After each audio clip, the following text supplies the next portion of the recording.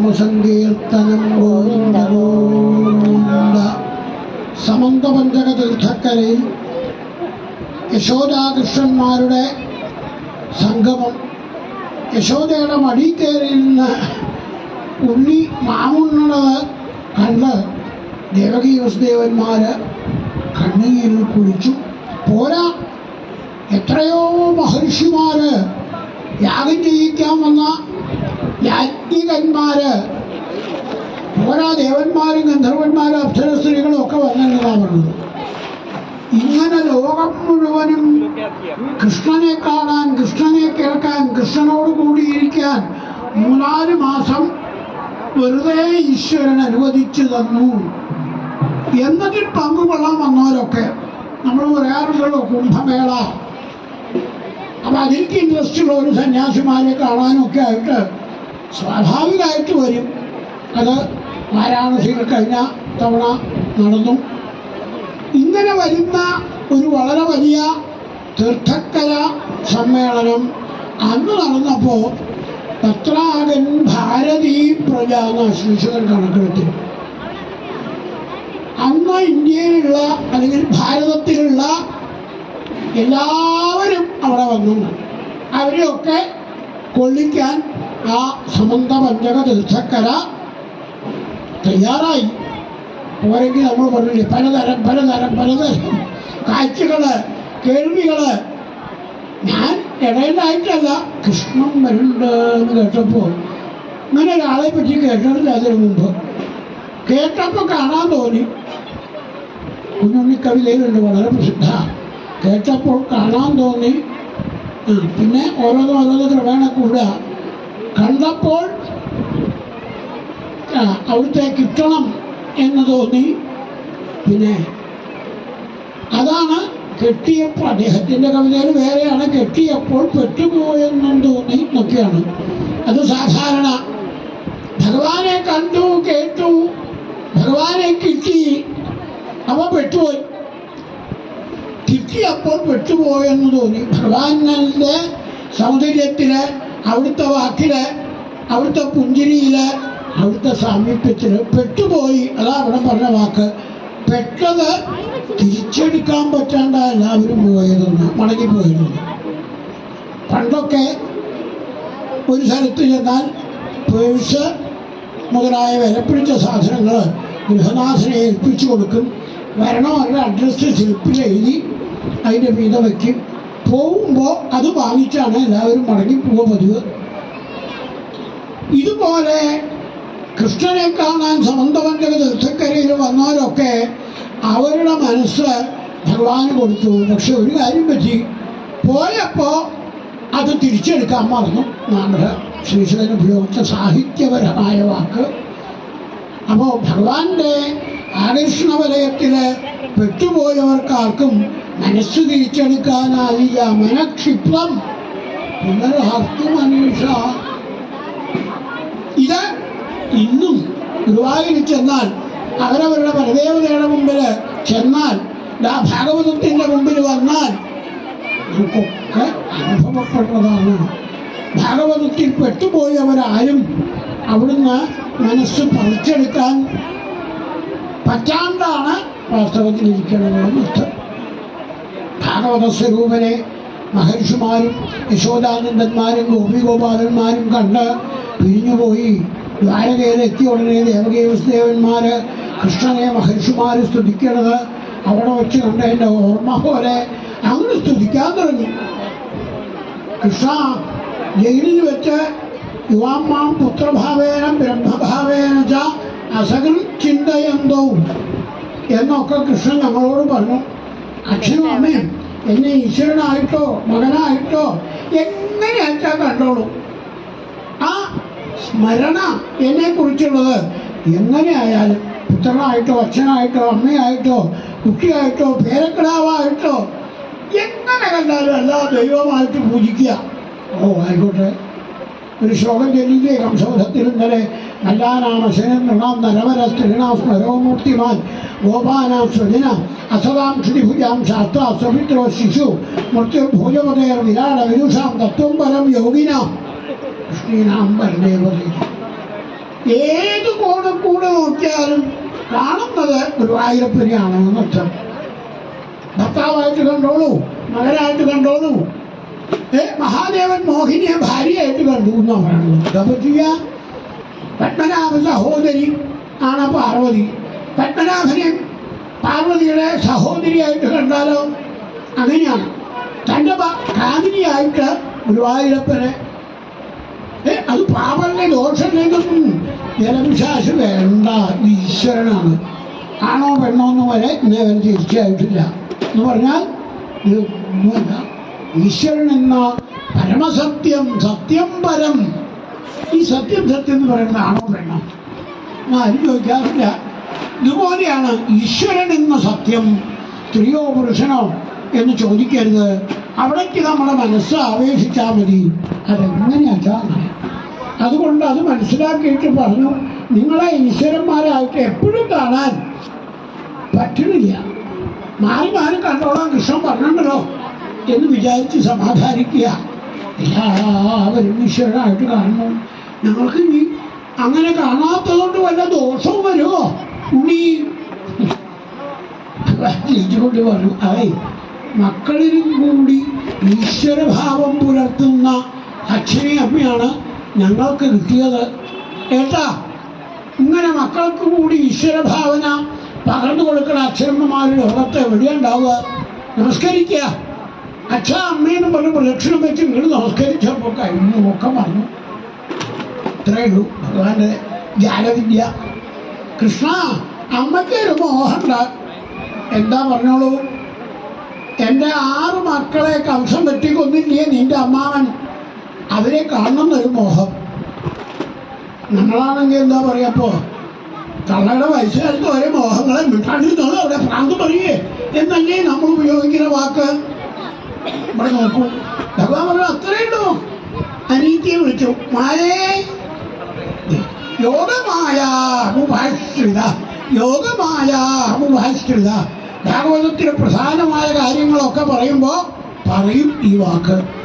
മായയെ ഞങ്ങൾ വിളിച്ചാൽ ഭഗവാൻ അറിയാ ആ അനീതിക്കുട്ടി നടത്തിക്കോളും. അതല്ലേ ഗുരുവായൂര് ഭഗവാന്റെ അടുത്ത് തന്നെ അനീതിക്കുട്ടി ജഗദംബിക ശോഭിക്കുന്നില്ലേ. എടത്തരികത്തുകാവിൽ ഭഗവതി എന്നാണ് ഗുരുവായൂർ പേര്. അപ്പോൾ ആ അനീതിക്കുട്ടിയെ വിളിച്ച ഏട്ടനും അനിയനും കൂടി നേരിട്ട് പോയി മഹാബലിയെ കണ്ടു. മഹാബലി അത്ഭുതത്തോടെ സ്വീകരിച്ചു. മഹാബലിയോടാണ് പറഞ്ഞത്, ഇവിടെ അസുരന്മാരുടെ കൂട്ടത്തിൽ ഒരു 6 പേര് എൻ്റെ അമ്മയുടെ മക്കൾ പിന്നത്തെ ജന്മം എന്ന് പറഞ്ഞ് ജനിച്ചിട്ടുണ്ട്. കംസൻ എൻ്റെ അമ്മാവ് വെട്ടിക്കൊന്നതാ അവരിവിടെ ജനിച്ചത് ഈ പേരാണ്. അസുരന്മാരുടെ ഇടയിൽ ഈ പേരിലുള്ള 6 പേരെ വിളിച്ചുകൊണ്ട് വരും. മഹാബലിക്ക് വല്ല പ്രയാസമുണ്ടോ? 6 പേരെ സ്മരണഗീത പരിശങ്ക പതങ്ക ക്ഷുദ്ര ഭൃഗൃണി വിളിച്ചു കൊണ്ടുവന്നു. മായാഭഗവതി ഒപ്പുണ്ടല്ലോ. എന്താ ദേവിക്ക് ജോലി? നമ്മളെ പാസ്പോർട്ട് ഓഫീസിലൊക്കെ ചെന്നാൽ അവിടുത്തെ ആളിലൊക്കെ എന്താ ജോലി? പാസ്പോർട്ട് തയ്യാറാക്കുക, കൊടുക്കുക, തയ്യാറാക്കുക, കൊടുക്കുക, തിരുത്ത് വല്ലതും ഉണ്ടെങ്കിൽ തിരുത്തുക. ഇപ്പം അവിടെ തിരുത്താറായി. എന്താണ് ഇപ്പം ഈ പറഞ്ഞ 6 പേരും അവരുടെ ഫോട്ടോ ദേവകിയുടെ മരിച്ചുപോയ കുട്ടികളാവണ്ടേ? അപ്പോൾ പഴയ കാലത്തെ ഫോട്ടോ എടുക്കണം. അത് ആക്കി മാറ്റി ഭഗവതി നോക്കൂ. കീർത്തിബന്ധം സുഷേണന്ത ഭദ്രസേനം ഉദാരധീർജം സമ്മർദ്ദനം ഭദ്രം, ഇങ്ങനെ 6 പേരാക്കി നഷ്ടം. അപ്പോൾ കീർത്തിമാൻ തുടങ്ങിയ 6 കുട്ടികളുടെ മുഖമായി ഇപ്പം അവർക്ക്. കംസം വെട്ടിക്കൊന്ന കുട്ടികൾ വേറെ രംഗത്ത് പോയി ജനിച്ചവര് ഇപ്പം ദേവകിയുടെ അടുത്തേക്ക് ആ പഴയ കുട്ടികളുടെ മുഖമായിട്ട് വന്നിരിക്കുന്നു. പാസ്പോർട്ടിലെ ഫോട്ടോ മാറ്റി ഒട്ടിച്ചു എന്ന് പറയുന്നതാണ്. അതൊക്കെ ഭഗവതിയുടെ ജോലിയാണ്. ഓഫീസർ PA ഗുരുവായൂരപ്പൻ്റെ PA ഭഗവതി അതൊക്കെ ചെയ്തു. 6 കുട്ടികൾ അമ്മയെ കാണേണ്ട താമസം. ഇവിടെയുള്ള അച്ഛനെയും അമ്മയും വിട്ടുപോകാൻ അവർക്ക് പ്രയാസം ഉണ്ടായില്ല. പുതിയ അച്ഛനമ്മമാരെ പൂർവ്വജന്മത്തിലെ കണ്ടപ്പോൾ വീണ നമസ്കരിച്ചു. അവർക്ക് സന്തോഷത്തോടെ 6 കുട്ടികളെ മാറി മാറി മാറി മാറി മാറോട് ചേർത്ത് വില കൊടുത്തു എന്നാണ് ശ്രീശുഖം പറയുന്നത്. പണ്ട് സുബ്രഹ്മണ്യസ്വാമി പാർവതിയുടെ മടി കയറി മല കുടിക്കുമ്പോൾ ഒരു പ്രശ്നം ഉണ്ടായിരുന്നു എന്ന് പറയുന്നുണ്ട് കാളിദാസൻ. എന്താ 6 മുഖമാണ് സുബ്രഹ്മണ്യസ്വാമിക്ക്. 6 മുഖം കൊണ്ട് ആ അമ്മയുടെ മുല കുടിക്കാൻ വരുമ്പോൾ അമ്മ എന്തു ചെയ്യും പാവം? അപ്പോൾ അമ്മയ്ക്ക് കുട്ടിയെ ഉണ്ണിയെ ആറുമുഖനെ തൃപ്തിപ്പെടുത്താൻ പറ്റണില്ല എന്ന് തോന്നും. അതാണ് കവി പറയണത്. എന്തായാലും 6 കുട്ടികളും അമ്മയുടെ മാറത്ത് ആനന്ദം പൈതശേഷം ഗജാഭുത പീതശേഷം ഗജാഭുത.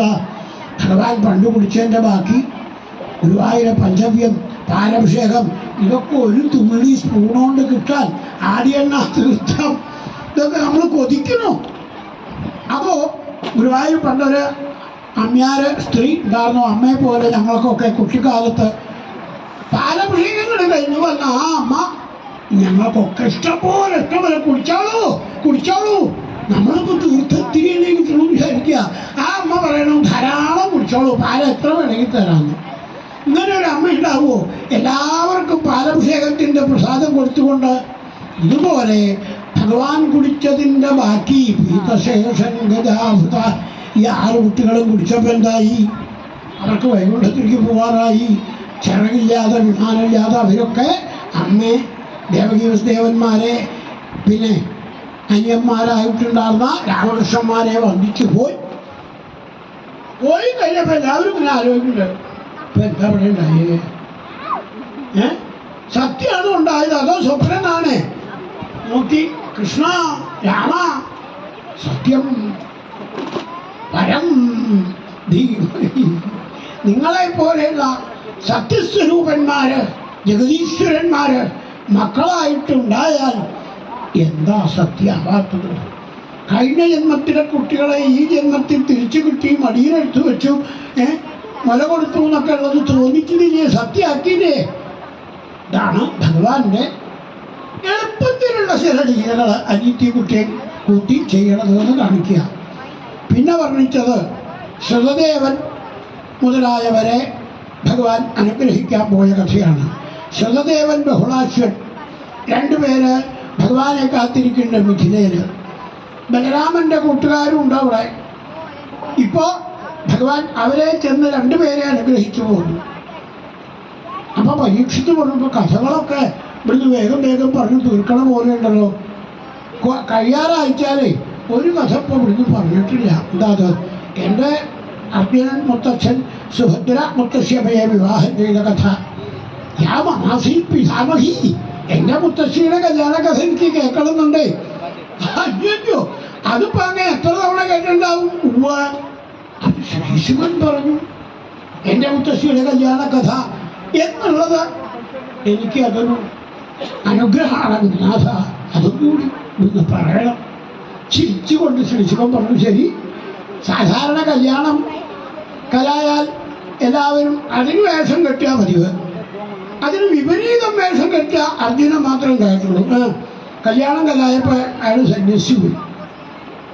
ഇങ്ങനെ ആരെങ്കിലും പതിവുണ്ടോ?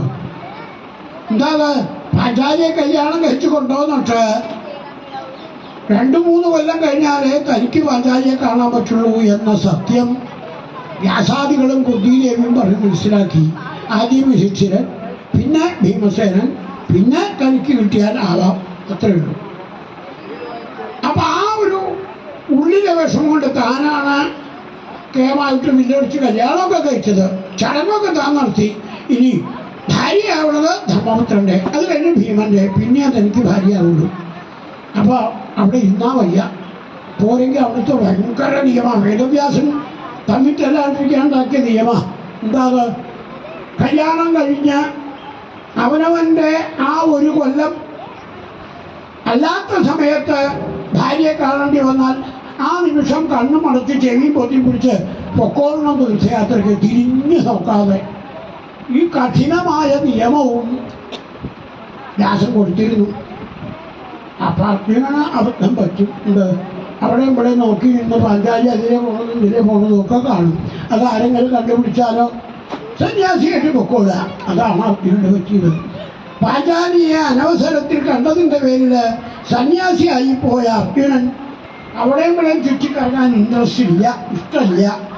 അവിടെ പോയി താമസിച്ചാൽ ഈ പറഞ്ഞ പോലെ കൃഷ്ണനെ എടുത്തി കാണാനോ ഭഗവാന് അവിടെ പോയി താമസിക്കാൻ നിശ്ചയിച്ചു. ഞാൻ പറഞ്ഞുകൊണ്ടല്ല, ഒരാളിൻ്റെ ചോട്ടിൽ ഒരു സന്യാസി വന്നു. എന്തൊരു സന്യാസി എന്നാ എൻ്റെ പേര് എന്നാ വന്നേ മുളച്ചു പൊന്തിയതാ സന്യാസിയോ ആ എന്താ അറിയാന്നോ സംസാരിച്ചാൽ അറിയാം സന്യാസി ആരിൻ്റെ ചോട്ടിൽ മുളച്ചു വന്നു എന്ന് പറഞ്ഞ അപ്പട്ട മുഴുവനും ബഹളം ബലരാമൻ്റെ ചെവി കേട്ടു ബലരാമൻ കൃഷ്ണ എന്താ അവിടെ സന്യാസി വന്നു എന്നൊക്കെ ആട്ടുകാർ പറയണ്ടല്ലോ നമുക്കൊന്ന് പോയി കാണണ്ടേ ഏട്ടൻ പോയാൽ മതി ഞാൻ അത് ഞാൻ വേണം ഭഗവാനെ നിർബന്ധിച്ച് കൈ പിടിച്ച് കൂട്ടിക്കൊണ്ടുപോയി ഈശ്വര എന്തൊരു തിരക്കാ ഇന്നത്തെ ഭാഷ പറഞ്ഞാൽ എത്ര മാസം എടുത്താലും 2-3 നാഴിക ക്യൂ നിന്നാലേ സന്യാസിൻ്റെ അടുത്ത് എത്താൻ പറ്റുള്ളൂ പിന്നെ ബലരാമനും ശ്രീകൃഷ്ണനും വന്നാൽ അവർക്ക് ക്യൂ വേണ്ടല്ലോ എല്ലാവരും കടത്തി വിടും ഭഗവാൻ ദൂരത്തുനിന്ന് അങ്ങനെ നോക്കി ഏട്ടനോട് പറയാൻ നിർത്തിയില്ല ഭഗവാൻ അപ്പോൾ മനസ്സിലായി ഇത് കള്ളസന്യാസിയാണ് ബലരാമനോ നീളം കൊണ്ട് നമസ്കരിച്ചു സന്യാസിയുടെ മുമ്പിൽ കൃഷ്ണൻ നമസ്കരിച്ചില്ലേ ആ ഉവ്വ് ഭഗവാന്റെ നമസ്കാരം എങ്ങനെയാണോ കഷ്ടത്തിനാണ് ഈ വിദ്വേഷം കെട്ടിവിടെ ഇരുന്നൂലോ എന്ന് പറയണ പോലെയാ മൂക്കത്ത് വേണം വെച്ച് കള്ളനെ കവള്ളതറിയാവൂ ഉള്ളുകൊണ്ടു ചിരിച്ചാരിരുവരും പൂന്താനം പാടുക മനസ്സിലായി അർജുനൻ ശ്രീകൃഷ്ണൻ അർജുനർത്ഥം പക്ഷെ ബലരാമന്റെ മുമ്പിൽ അഭിനയിക്കാൻ നോക്കിയില്ല ബലരാമൻ സന്യാസിയുടെ അടുത്ത് എന്ന് വർത്തമാനം ചോദിച്ചു എവിടെയൊക്കെ സഞ്ചരിച്ചിട്ടുണ്ട് എന്താ ഇപ്പോ സന്യാസിയായിട്ട് സ്വീകരിച്ച പേര് ചാക്യാരി കൂത്തി അസ്ത്രമായിട്ട് പറയും സന്യാസി ആലോചിക്കാണ്ടവിടെ പറഞ്ഞു പോയി ഭദ്രാനന്ദൻ നന്നായില്ലേ എന്താ അത് സുഭദ്ര എന്നത്രേ സന്യാസിയുടെ ഉള്ളിൽ വിചാരി ശ്രീകൃഷ്ണൻ്റെയും ബലരാമൻ്റെ അനിത്യയെ കല്യാണം കഴിക്കണമെന്ന് മോഹമുണ്ട് നാട്ടുകാരൊക്കെ പറയണു ബലരാമേട്ടൻ സുഭദ്രയെ ദുര്യോധന് കൊടുക്കാൻ നിശ്ചയിച്ചു എന്ന് ഇതും കൂടി കേട്ടതോടെ സന്യാസി എന്നാ അത് കണ്ടിട്ടേ ഞാൻ പോകുള്ളൂ ഇവിടെ തന്നെ ഇരിക്കാൻ നിശ്ചയിച്ചിരിക്കുക വാശി എൻ്റെ മോഹം നല്ലോണം കൃഷ്ണൻ അറിയാം എന്നിട്ട് ഏട്ടനെ കൊണ്ട് സുഭദ്രയെ ദുര്യോധന് കൊടുക്കുമോ നാം കാണണമല്ലോ ഇതൊക്കെ ഭഗവാന് മനസ്സിലാവുണ്ട് അർജുനൻ്റെ ഹൃദയം അർജുനനേക്കാൾ അധികം വായിച്ച ആളൊക്കെ അല്ലേ ഇതൊക്കെ പറയാൻ തോന്നുള്ളൂ ഭഗവാൻ അറിയാം ഏട്ടൻ സന്യാസിയെ ഭദ്രാനന്ദനെ തൻ്റെ ഗൃഹത്തിലേക്ക് ക്ഷണിച്ചു ഞങ്ങളുടെ അനിത്യയെ കല്യാണം നിശ്ചയിച്ചിട്ടുണ്ട് ഇവിടുന്ന് അനുഗ്രഹിക്കണം അവിടെ യതിപൂജ വേണമെന്ന് വെച്ചിട്ടുണ്ട് ഭഗവാൻ കല്യാണം കാണിച്ചു സമ്മതിച്ചോ അർജുനാന്നുള്ള മട്ടില് അർജുനൻ സമ്മതിക്കേണ്ടി വന്നു എന്താ പിന്നത്തെ കൊട്ടും മേളവും വാദ്യവും എഴുന്നള്ളിപ്പും ബലരാമൻ തേരിൽ കയറില്ല സന്യാസിയെ തേരിലേറ്റി അങ്ങനെ എഴുന്നള്ളിക്കുക ബലരാമൻ തൊഴുതു പിടിച്ച് ഒപ്പം നടക്കുക ദ്വാരകയിലെത്തി സുഭദ്രയെ കൊണ്ട് പ്രത്യേകം അർജുനന് ചെയ്യിക്കേണ്ടുന്ന പൂജകളല്ല സന്യാസിക്ക് ചെയ്യിക്കേണ്ടുന്ന പൂജകൾ എന്താ പ്രധാനമായിട്ട് പറയാ ഭക്ഷണം വിളമ്പിക്കൊടുക്കലാണ് ചെയ്യാവുന്നത് അതൊക്കെ പഠിപ്പിച്ചു ബലരാമനൊപ്പം നിന്ന് ദേവകിക്കും വസുദേവനും ഒക്കെ വലിയ ബഹുമാനായി രാമന് അങ്ങനെയൊക്കെ തോന്നാം കൃഷ്ണനിൽ നിന്നും അത്ര ഇഷ്ടമില്ല എന്തായാലും കൃഷ്ണരാമ നന്നായി സുഭദ്രയുടെ കല്യാണം നിശ്ചയിച്ചിരിക്കുകയാണല്ലോ എന്തിനാ ഒരു ദിവസം സുഭദ്രയ്ക്ക് ആളെ അത്ര പിടിക്കുന്നില്ല എന്താണോ തോഴിമാർ കളിയാക്കുക സുഭദ്രയെ നീ ശുശ്രൂഷിക്കാനും ഉളമ്പാനും ഒക്കെ വരുമ്പോൾ സന്യാസി നിന്നെ തന്നെ നോക്കി ചോറുകളെ കൈ പിടിച്ചിരിക്കുകയാണല്ലോ നീയല്ല വേറെ വല്ലവരും ദേവകിയോ വസുദേവനോ ഒക്കെയാണ് ഉളമ്പിക്കൊടുക്കാൻ വന്നിട്ട് സന്യാസി 1 മിനിറ്റോട് ഊണും കഴിച്ച് ഓന്നും പറഞ്ഞ് മിണ്ടാണ്ടിരിക്കും എന്താ ഈ വ്യത്യാസം ഞങ്ങൾക്ക് അറിയണല്ലോ സുഭദ്ര പറഞ്ഞിട്ട് എങ്ങനെയൊക്കെ പറയാണ്ടിരിക്കൂ ആ സന്യാസി ഇങ്ങനെ നോക്കുമ്പോൾ ഞാനെന്താ ചെയ്യുക ഓടിപ്പോകാൻ പറ്റുമോ എന്നാൽ സന്യാസി ഞങ്ങൾക്ക് അത്ര പിടിച്ചിട്ടൊന്നുമില്ല കള്ള സന്യാസിയാണെന്നാ തോന്നുന്നത് ഇത് പറയരുത് ഏട്ടൻ എന്തിനാ ഒരു ദിവസം തോഴിമാരൊന്നും ഇല്ലാത്തപ്പോൾ ധൈര്യം സംഭരിച്ചപ്പോൾ സുഭദ്ര ചോദിച്ചു ഇവിടുന്ന് പലയിടത്തും സഞ്ചരിച്ച കൂട്ടത്തിൽ പാണ്ഡവന്മാരെ പറ്റിയൊക്കെ കേൾക്കേണ്ടാവുന്നു അർജുനന് അവസരം കിട്ടിയതാ പാണ്ഡവന്മാരെ കുറിച്ചൊക്കെ അറിയാം ഇവിടെ ഏട്ടൻ്റെ വലിയ സുഹൃത്താണ് അർജുനൻ അദ്ദേഹത്തെ പറ്റിയൊക്കെ കേട്ടിട്ടില്ലേ അപ്പോൾ അർജുനൻ പറഞ്ഞു ഒരു സന്യാസി പറഞ്ഞു പാണ്ഡവന്മാർക്ക് പൊതുവെയൊക്കെ സുഖാണെന്ന് കേട്ടു പക്ഷേ അർജുനൻ്റെ കാര്യം വളരെ ഭയങ്കരാണ് അദ്ദേഹം സന്യാസമേത്യ കപടാദിഹ വൃഷ്ണിപുര്യാമാസ്തേ മുകുന്ദതനയാ പരിരംഭകാംക്ഷി. അർജുനൻ മഹാപരിങ്ങളായിട്ട് ദ്വാരകയില് ഒരു കൊട്ടാരത്തിൽ വന്ന് താമസിക്കുന്നുണ്ട്. അവിടെ രാമകൃഷ്ണന്മാരുടെ സഹോദരി സുഭദ്രയെ കല്യാണം കഴിക്കണമെന്ന് മോഹിച്ച് സന്യാസത്തിൽ കുടുങ്ങിയേക്കാന്നാണ് നാം കേട്ടത്. ഇതാണ് കേട്ടതോടെ കലയും കാത്ത് സുഭദ്ര കരഞ്ഞുകൊണ്ട് ഓട്ടോ ഓടി. പിന്നെ സുഭദ്രയ്ക്ക് മുമ്പിലേക്ക് വരാൻ പറ്റുമോ? സന്യാസിക്കോ ചാപ്പാട് കഴിക്കാൻ പറ്റണില്ല, പട്ടിണി കിടന്ന് രണ്ടാളും ചാവും എന്ന് ശ്രീകൃഷ്ണൻ ദേവേന്ദ്രനെ വിവരറിയിച്ചു. മകനെ കാണണമെങ്കിൽ ഇപ്പോൾ വന്നോളൂ, ഇല്ലെങ്കിൽ അയാളുടെ സമാധിയെ കാണാൻ പറ്റുള്ളൂ. അച്ഛനമ്മമാരോടും പറഞ്ഞു. കടവസന്യാസികളുടെ വേഷത്തിൽ അർജുനാണ് കാര്യങ്ങൾ. ഭഗവാനല്ലേ ഏട്ടൻ അടുത്തൊരു അമ്പലത്തിൽ തായമ്പക കൊട്ടണത്ത് താളം പിടിച്ചുകൊണ്ട് നിൽക്കുക. ആ സമയത്ത് ഇവിടെ തായമ്പക എവിടെ അർജുനൻ്റെയും സുഭദ്രയുടെയും ഉള്ളിൽ ദേവേന്ദ്രൻ വന്ന് രണ്ടാളുടെയും കല്യാണം കഴിപ്പിച്ച് വിട്ടു. അപ്പോൾ സുഭദ്രയ്ക്ക് ധൈര്യമായി. സുഭദ്ര എന്ത് ചെയ്തു? അർജുനൻ സന്യാസിയുടെ ആയുധങ്ങൾ മരത്തുമ്മ വെച്ചിട്ടുണ്ട്. അതെടുക്കാൻ വേണ്ടി തേര് തെളിച്ച് അമ്പലത്തിലേക്ക് എത്തിച്ചു. സുഭദ്ര തേര് തെളിക്കാൻ അർജുനൻ ആദ്യത്തെ ചോട്ടിൽ ഇറങ്ങി ആ ആയുധങ്ങൾ എടുത്തു. പിന്നെ സുഭദ്രയുടെ ഒരു തേര് വിടന്നിട്ടെന്നാണ് പറയണത്. സകല സൈന്യങ്ങളും നിറഞ്ഞു നിൽക്കണ ഗോപുരത്തിൽ കൂടിയാണ്. എല്ലാവരും യുദ്ധത്തിന് വന്നു. അർജുനൻ ധൈര്യമായിട്ട് സകല ആളുകളെ ഒരു പോറല് പോലും ഏൽപ്പിക്കാതെ നിരായുധരാക്കി മായാമോഹം കൊണ്ട് എണീക്കാൻ വയ്യാണ്ട് കിടത്തി സുഭദ്രയെ കൊണ്ട് പറക്കുക. ബലരാമൻ അങ്ങനെ കേട്ടു. ബലരാമനാണ് സൈന്യാധിപനെ. തൻ്റെ അനീതിയെ സന്യാസി കത്തുകൊണ്ടുപോയി എന്നാണ് പറയണത്. അവിടുന്ന് അലറിക്കൊണ്ടിങ്ങോട്ട് വന്നു. എവിടെ അവൻ സന്യാസി? ശ്രീകൃഷ്ണൻ വീണ നമസ്കരിച്ചു. എന്താ കൃഷ്ണ അപ്പോൾ നമസ്കാരം? ഞാൻ അച്ഛനോട് അന്ന് പറഞ്ഞു ഇയാളൊക്കെ ആ പിടികേറ്റാ കൊള്ളില്ലാന്ന് സന്യാസി. ഇപ്പം എന്താ സന്യാസി സുഭദ്രയെ കൊണ്ടുപോയി? അങ്ങനെയല്ല, കേട്ടിട്ട് തെറ്റി. ചോദിച്ചു നോക്കും പട്ടാളക്കാരോട്. സുഭദ്രയാണ് തേര് തെളിക്കണത്. അപ്പൊ സുഭദ്ര സന്യാസിയെ കൊണ്ട് പോയേക്കാണ്. അതെന്തായിട്ട് മനസ്സിലാവത്തെ? കൃഷ്ണ എന്നെ പരീക്ഷിക്കണ്ട, കാര്യം പറയൂ. കൃഷ്ണൻ ഇതിന് അനുകൂലനാണോ? സന്യാസി ആരാ? അതാ ഇതിനാണ് എൻ്റെ ഏട്ടാ. അർജുനനും സുഭദ്രയ്ക്ക് ഇഷ്ടമായിട്ട് അവർ കല്യാണം കഴിച്ചു പോകണായിട്ട് ഏട്ടൻ ബഹളം കൂട്ടിയിട്ട് എന്താ കാര്യം? കൃഷ്ണൻ്റെ ഇഷ്ടം ഇതായിരുന്നു അല്ലേ? എന്നോട് കൃഷ്ണൻ എൻ്റെ ഇഷ്ടം ചോദിച്ചിട്ടില്ലല്ലോ. ദുര്യോധന കൊടുക്കാൻ നിശ്ചയിച്ചു എന്ന് എന്നോട് പറയുകയുണ്ടായത്. കൃഷ്ണൻ ഇഷ്ടമാണോ ഇതെന്ന് അന്ന് ചോദിച്ചോ? ഒന്നും ഉണ്ടാവില്ല. അവരെങ്ങനെ വിളിക്കുക? കൊല്ലാനാണെങ്കിൽ പാവം സുഭദ്രയുടെ കണ്ണീര് ഏട്ടം തുറക്കേണ്ടി വരും. അർജുനനെ കൊന്ന സുഭദ്ര കരഞ്ഞു വരുമ്പോൾ ഇതെന്താ വേണ്ടേ കൃഷ്ണൻ ചോദിച്ചിട്ട് കാര്യമില്ല. ഭഗവാൻ മുന്നറിയിപ്പ് കൊടുത്തു. അല്ല, അവരുടെ വിവാഹം കഴിപ്പിക്കാനാണ്. അപ്പോ പിന്നെ പട്ടാളക്കാർ ചെന്ന് തേരിൻ്റെ അപ്പുറത്തേക്ക് നിർത്തി വെള്ളക്കൊടി കാട്ടി രണ്ടാളെയും ഏട്ടനും അനിയനും കാത്തു നിൽക്കുന്നുണ്ട്. ഗോപുരത്തിനെ വിളിക്കുന്നുണ്ട്. തേരവിടെ നിർത്തിയിട്ട് രണ്ടാൾക്കും അടുത്തേക്ക് ചെല്ലാൻ വയ്യ. എന്താ കഥ? ഗൗരവം ബലരാമൻ്റെ അങ്ങോട്ടും ഇങ്ങോട്ടും തന്നെ നടക്കുന്നുണ്ട്. ഇടയ്ക്ക് പുറത്തേക്ക് നോക്കും.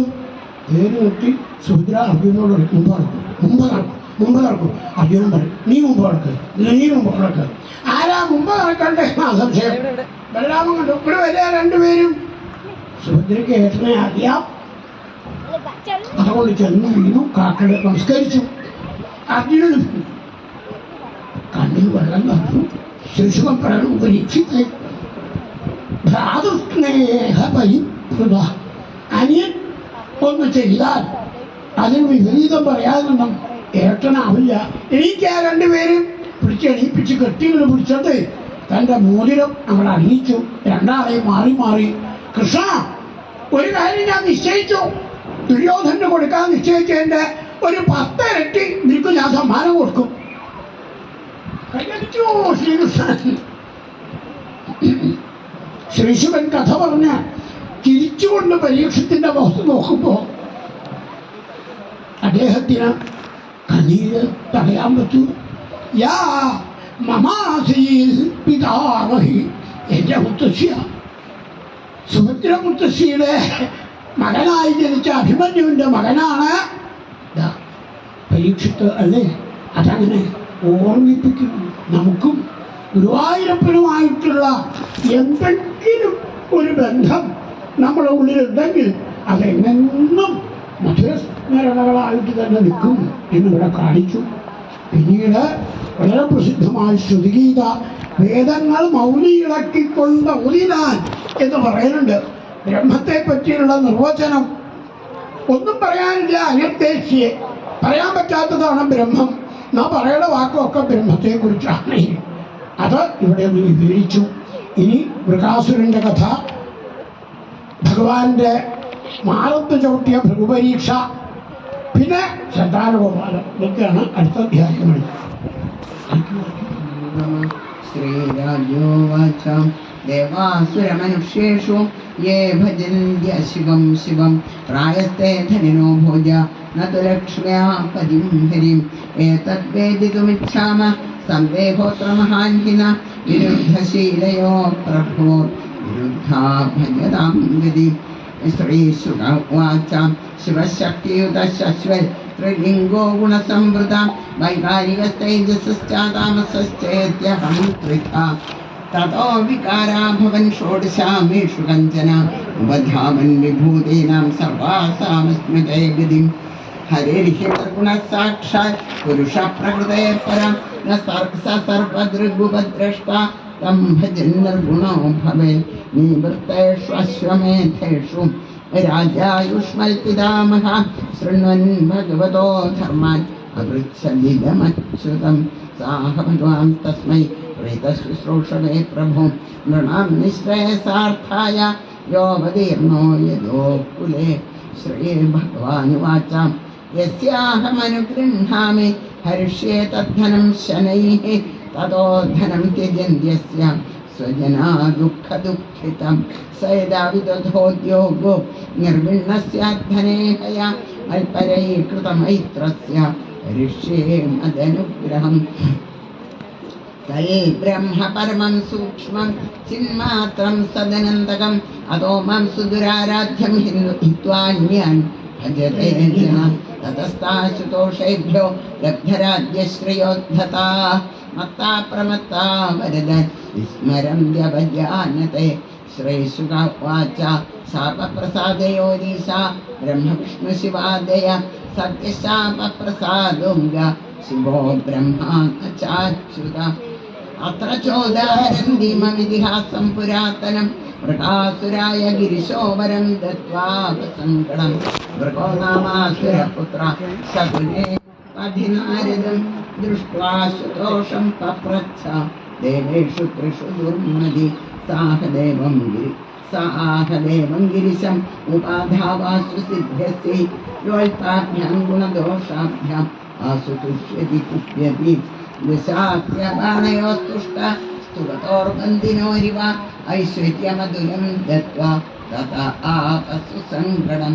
ഇത്യാദിഷ്ടസ്തമസുര വാധാവൽ സ്വഗാത്രത കേദാരാത്മക്രവ്യേണ യുഗ്വാനോഗ്നിമുഖം ഹരം. ദേവോപലബ്ധിമപ്രാപ്യ നിർവേദാൽ സപ്തമേഹനി ശിരോ വൃശ്ചൽ സഖിതിന തത്തേർദ്ധ. തദാ മഹാകാരുണികസ്സധൂർജടി യഥാ വയം ചാഗ്നിരിപോത്ഥിതോ നലാൽ നിഗൃഹ്യദോർഭ്യാം ഭുജയോർണ്യവാരയൽ തൽസ്പരിശനാൽ ഭൂയ ഉപസ്കൃതാകൃതി. തമാഹ ചാങ്കാലമലം വൃണേഷ്വമേ യഥാപി കാമം വിതരാമി തേ വരം പ്രിയേ യതോ യേന നൃണാം പ്രപദ്യതാം അഹോ ത്വയാത്മാ ഭൃശമർദ്യത്തെ വൃഥാ. ദേവം സ്വപ്രേപാദീയൻ വരം ഭൂതഭയാവഹം യസ്യ കരം ശീർഷ്ണി ഹാസ്യേ സംപ്രയതാമിതി. തച്ഛ്രുത്വാ ഭഗവാൻ രുദ്രോ ദുർമനായിവ ഭാരത യോമിതി പ്രഹസംസ്തസ്മൈ ദദേഹേരമൃതം യഥാ. ഇത്യുക്തസോऽസുരോ നൂനം ഗൗരീഹരണലാലസ സതത്പരപരീക്ഷാ ശംഭോർമൂർത്തിലാസുര സഹസ്രം ധാതുമാരേ സോവിഭ്യൽ സ്വകൃതാശിവ. തേനോപസൃഷ്ടസന്ത്രസ്ത പരാധാവൻ സവേ പഥോ യാവദന്തം ദിവോ ഭൂമേ കാഷ്ഠാനാമുദകാദ്മുദക്. അജാനന്ദ പ്രതിവിധിം തൂഷ്ണീമാസൻ സുരേശ്വര തതോ വൈകുണ്ഠമഗമൽ ഭാസ്വരം തമസപരം. യത്ര നാരായണ സാക്ഷാത് ന്യസാക്ഷാഭവസിനാം ഭഗവാ പരമാഗതി ശാന്താനാം ന്യസ്തദണ്ഡാനാം യഥോ നാവർത്തതേ ഗത തം തഥാ വ്യസനം ദൃഷ്ട്വാ ഭഗവാൻ മൃജനാർദ്ദന ദൂരാൾ പ്രത്യുതിയാൽ ഭൂത്വാ വടുപോയോ ഗമായയാ മേഘരാജനദണ്ഡാക്ഷൈസ്തേയ അഭിവാദയാമാസ ച തം കുശപാണിർവിനീതവേ ശ്രീഭഗവാനുവാച ശാകുനേയ ഭവാൻ വ്യക്തം ശ്രാന്തക്യം ദൂരമാഗത ക്ഷണം വിശ്രമ്യതാം പുംസ ആത്മായം സർവകാമധു യദി ന ശ്രവണായാലം വിശ്വദ്വ്യവസിതം വിഭോ ഭണ്യതാം പ്രായശ പുംഭിർധൃതൈ സ്വാർത്ഥാൻ സമീഹത്തെ. ശ്രീശുക ഉവാച ഏവം ഭഗവതാ പൃഷ്ടോ വചസാ മൃതവർഷിണാ ഗതക്രമോ ബ്രവീത് തസ്മൈ യഥാ പൂർവമനുഷ്ഠിതം. ശ്രീഭഗവാനുവാച ഏവം ചേത്തർഹി തദ്വാക്യം ന വയം ശ്രദ്ധീമഹി യോ ദക്ഷശാപാൽ പൈശാച്യം പ്രാപ്ത പ്രേതപിശാചരാൻ യദി തത്ര വിശ്രംഭോ ദാനവേന്ദ്രജഗൽ ഗുരൗ തർഹ്യങ്കാശുസ്വ ശിരസി ഹസ്തം യസ്യ പ്രതീയത യദ്യ സത്യം വച ശംഭോ കഥഞ്ജൽ ദാനവർഷഭ തദൈനം യഹ്യ സദ്വാചം നേത്വക്താനൃതം പുനഃ ഇത്തം ഭഗവതശ്ചിത്രൈർവചോഭി സസ്വപേശലൈഃ ഭിന്നധീർവിസ്മൃതശീർഷ്ണി സ്വഹസ്തം കുമതിർവ്യഥാൽ അഥാപതൽ ഭിന്നഗിര ഭിന്നശിര വജ്രാഹതൈവ ക്ഷണാൽ ജയശബ്ദോ നമശബ്ദ സാധുശബ്ദോ ഭവദ്ദിവി മുമുച പുഷ്പവർഷാണി ഹതേ പാപേ വൃതാസുരേ ദേവർഷി പിതൃഗന്ധർവ മോചിത സങ്കടാച്ഛിവ മുക്തംഗിരിശമഭ്യാഹ ഭഗവാൻ പുരുഷോത്തമ അഹോ ദേവ മഹാദേവ പാപോയം സ്വേന പാപ്മന ഹതഃ ഓ നമഃ ശ്രീശ ജന്തുർവൈ കൃതകീർത്തിഷ ക്ഷേമീ സ്യാൽ കിമു വിശ്വേശേ കൃതാഗസ്കോ ജഗൽ ഗുരു യേവമവ്യാകൃതശക്തിയുദന്വത പരസ്യ സാക്ഷാൽ പരമാത്മനോഹരേ ഗിരിത്രമോക്ഷം കഥയേത് ശൃണോതി വാ വിമുച്യത്തെ സംസൃതിഭിസ്തധാരിഭിः. ശ്രീകൃഷ്ണായ നമഃ. ഇതി ശ്രീമദ്ഭാഗവതേ മഹാപുരാണേ പാരമഹംസ്യാം സംഹിതായാം സർവത്ര ഗോവിന്ദനാമ സങ്കീർത്തനം ഗോവിന്ദ ഗോവിന്ദ.